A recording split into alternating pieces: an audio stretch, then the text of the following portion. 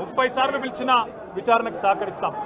మా మీద కేసులు బనాయించి మమ్మల్ని ఇబ్బంది పెట్టి కమిషన్లు వేసి మమ్మల్ని ఏదో ఇబ్బంది పెట్టినంత మాత్రాన, వేధించినంత మాత్రాన ప్రజల తరపున ప్రశ్నించడం బంద్ చేస్తామనుకుంటే అది కాంగ్రెస్ ప్రభుత్వం యొక్క అవివేకం, అజ్ఞానం అవుతుంది తప్ప ఇంకోటి కానే కాదు. పెద్దలు కేసీఆర్ గారిని, పెద్దలు హరీష్ రావు గారిని కాళేశ్వరం కమిషన్ ముందు కూర్చోబెట్టి మీరు పైశాచికానందం పొందొచ్చు. ఇవాళ ఏసీబీ ముందుకి విచారణకు పిలిపించి కొంత మానసికంగా రాక్షసానందం పొందుతూ ఉండవచ్చు. అవసరమైతే అరెస్ట్ కూడా చేస్తారు కావచ్చు.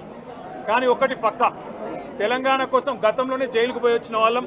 హైదరాబాద్ బ్రాండ్ ఇమేజ్ను పెంచే ప్రయత్నంలో భాగంగా హైదరాబాద్ బ్రాండ్ని కాపాడే క్రమంలో తీసుకున్న ఒక నిర్ణయం వల్ల మళ్ళీ జైలుకు పోవాల్సి వచ్చినా భయపడేది లేదు. ఒకసారి కాదు, 100 సార్లు అయినా జైలుకు పోతాం. కానీ వదిలిపెట్టాం కాంగ్రెస్ ప్రభుత్వాన్ని, కాంగ్రెస్ పార్టీని. మీరిచ్చిన 420 హామీలు, మీరిచ్చిన దొంగ 6 గ్యారంటీలు, మీరిచ్చిన డిక్లరేషన్లు, ఇవాళ మీరు లోకల్ బాడీ ఎన్నికలకు సిద్ధమవుతా ఉన్నారని చెప్పి వార్తలు వస్తూ ఉన్నాయి. రేవంత్ రెడ్డి గారు నిన్ను మొత్తం రాష్ట్రంలోని బీసీ వర్గాల ప్రజలందరూ గమనిస్తున్నారు. 42% రిజర్వేషన్ ఇచ్చి 42% రిజర్వేషన్ ఇస్తాం అని కామారెడ్డి డిక్లరేషన్లో చెప్పి మోసం చేసి ఈరోజు స్థానిక సంస్థల ఎన్నికలకు మరి రిజర్వేషన్ ఇవ్వకుండానే పోతున్న వైనాన్ని కూడా బీసీలు గమనిస్తూ ఉన్నారు. రైతు బంధు పేరిట ఎలక్షన్ బంధుగా మార్చి ఎలక్షన్లు వచ్చినప్పుడు మాత్రమే రైతు బంధు వేస్తున్న విషయాన్ని రైతులు గమనిస్తున్నారు. నెలకు 2500 ఎగ్గొట్టిన విషయాన్ని ఈ రాష్ట్రంలోని మహిళలు గమనిస్తూ ఉన్నారు. 2 లక్షల ఉద్యోగాలని చెప్పి నువ్వు చేసిన మోసాన్ని ఈరోజు రాష్ట్రంలోని యువత గమనించింది. కాబట్టే నీ దగ్గర చెప్పుకోవడానికి సమాధానం లేదు, చెప్పుకునేందుకు ఏమీ లేదు.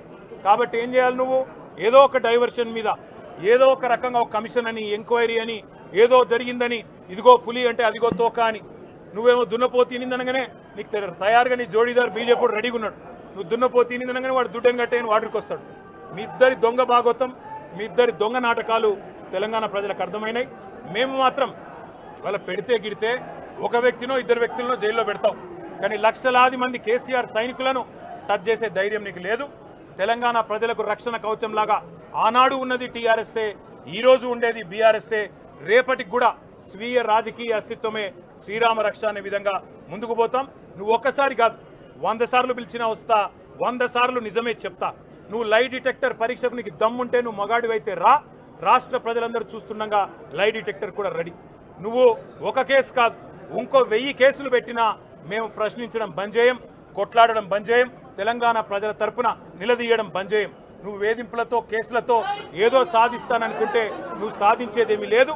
అన్నిటికీ తెగించే కొట్లాటకు ముందుకు వచ్చినాం. తప్పకుండా అన్ని ఎదుర్కొంటామని చెప్పి మీ అందరికి తెలియజేస్తూ థ్యాంక్ యూ.